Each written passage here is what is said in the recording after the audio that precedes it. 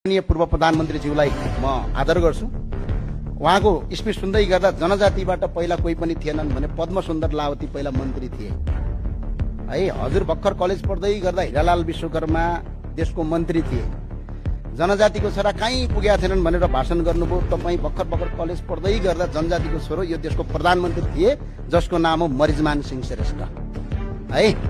त्यसपछि दलित मुक्ति मोर्चा जिन्दाबाद भनेर आन्दोलन गरिराख्नु भएको थियो। तर मेरो कर्णाली प्रदेशको अञ्चलाधीश उत्तम टमाटा दलितकै छोरा थियो। अनि रुकुम रोल्पाका मगर दाजुभाइहरूलाई अब तपाईँहरूको पहुँच भएन, हतियार उठाउनुपर्छ भनेर लागिराख्नु भएको थियो।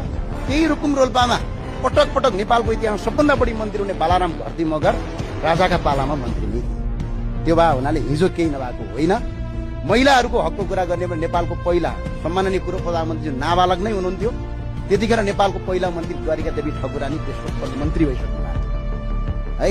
अब मधेसी जनजाति आदिवासीको कुरा गर्ने हो भने पशुनारायण चौधरीदेखि लगेर वेदानन्द झादेखि लगेर साहना प्रधानदेखि लगेर शैलजा आचार्यदेखि लगेर देशको सम्माननीय राष्ट्रपति भइसक्नु विद्या भण्डारी पनि राजाकै पालाका मन्त्रीहरू। त्यो भएर महिलाहरूको सहभागिता थिएन, कसैको थिएन भन्ने कुरा यो संसदमा त्यो सत्य हो। हस्, धन्यवाद। जय राष्ट्रवाद, जय नेपाल। समयका लागि